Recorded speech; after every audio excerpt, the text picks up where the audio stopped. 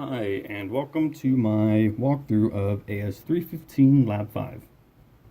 In this lab, we used one standard servo motor, which is connected to the breadboard here.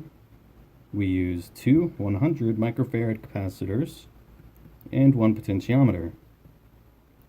Our breadboard's negative bus line is connected to the ground pin of the Arduino via the black wire, while the breadboard's positive bus line is connected to the 5 volts on the Arduino via the red wire. Our potentiometer has 3 pins. The first pin is connected to the 5 volts bus line via the yellow wire, while the third pin is connected to the ground bus line via the orange wire, and the third or middle pin is connected to the Arduino's analog input pin alpha 0. When we turn the knob on the potentiometer, it changes the ratio of voltage between the middle pin and the power pin. This ratio of voltage is sent to the Arduino's analog input, which will later be converted to digital and sent to the motor to control it. The first capacitor, the anode, is connected on the positive side of the potentiometer, and the cathode is connected to the negative side of the potentiometer.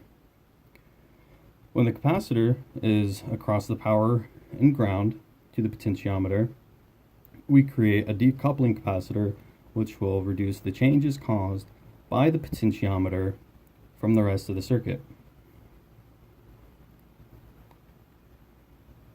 Our servo motor, the power line, is connected to the 5 volts bus line via the yellow wire, and the ground, black wire, is connected to the ground bus line via the orange wire, while the control, or white wire, is connected to the digital PWM pin 9, and the capacitor is also placed with the anode on the power side and the cathode on the ground side of the motor. The reason this cathode is there is because when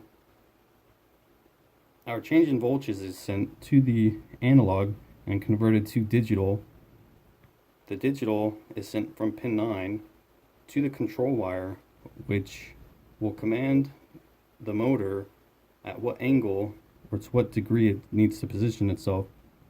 When the motor turns itself, it draws power from the circuit, and this capacitor smooths out the change in voltage, so it's a nice steady movement rather than jerky motion.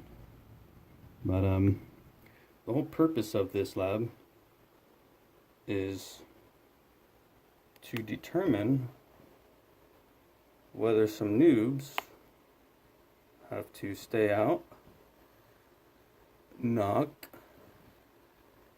or if they can just simply come into my room. But for now, everyone can just stay out. Thanks. And this is my walkthrough of AS315 Lab 5.